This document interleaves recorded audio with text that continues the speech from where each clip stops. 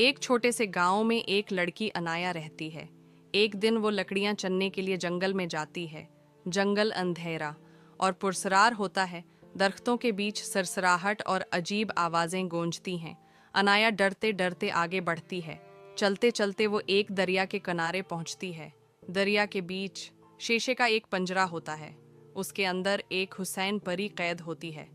परी अनाया को देखकर कहती है, मेरी मदद करो। मेरे पर एक जालिम जादूगर चरा कर ले गया है। इन्हें वापस लाने के लिए तुम्हें 3 आजमाइशें पूरी करनी होंगी। अनाया हिम्मत करती है और सफ़र शुरू करती है। पहली आजमाइश में आग उगलने वाला शेर सामने आता है। अनाया करीब बहते पानी का इस्तेमाल करती है और शेर को भगा देती है। दूसरी आजमाइश एक टूटने वाला पुल है। अनाया सब्र और हौसले से एक एक कदम रखती है और पुल पार कर लेती है। तीसरी आजमाइश